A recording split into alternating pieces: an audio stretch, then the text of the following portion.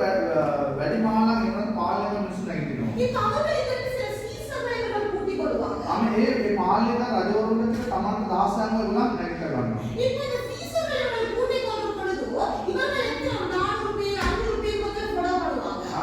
ඒ රජතුමා නැතෙන්න ලීඩර් කෙනෙක් ඉන්නවා. ලීඩර් කෙනෙක් ඊපස්සේ අඩුම ගානේ 300ක් 400ක් සෙනග වෙනවා ඊපස්සේ ගෝලෙ.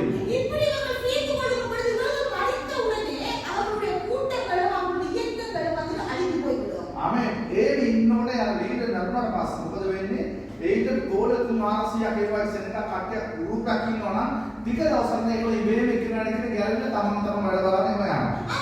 இப்போதான் இயேசு கிறிஸ்து வந்த பொழுது அவர்கள் நினைத்தார்கள் இவர்கள் ஒரு இயக்கத்தை உருவாக்கி கொண்டிருக்கிறார்கள். අන්න ඒ වගේ තමයි ක්‍රිස්තුස් වහන්සේ ඇවිල්ලා ස්වාමීන් වහන්සේ ගෝලයන්ව තියාගෙන ඉන්නකොට මිනිස්සු ඔක්කොම හිතුවා ඒ වගේ කල්පයක් තමයි මේ ක්‍රිස්තුස් වහන්සේ මිනිස්සෙක් කෙනෙක් කියලා අද දැන් යන්නේ කියලා.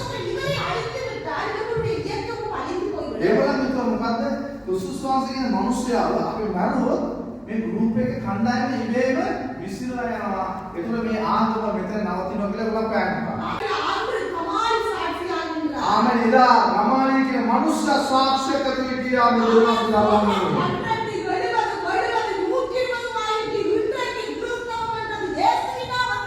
ආමෙන් අවුරුදු 2000කට පස්සේ ඇවිල්ලා ක්‍රිස්තුස් වහන්සේ මැරලා උත්ථාන වුණාට පස්සේ ඒගොල්ලන්ට ඔක්කොම නැති වෙයි කියලා. නමුත් ඒගොල්ලන්ට ඔක්කොම වැරදුනා. එදාට පස්සේ අද වෙනකම් 1 2 3 10 100 10 ගණන් ලක්ෂ කෝටි ගණන් මිනිස්සු යේසුස් වහන්සේගේ නාමයෙන් ලෝකෙ නැගිට්ටා.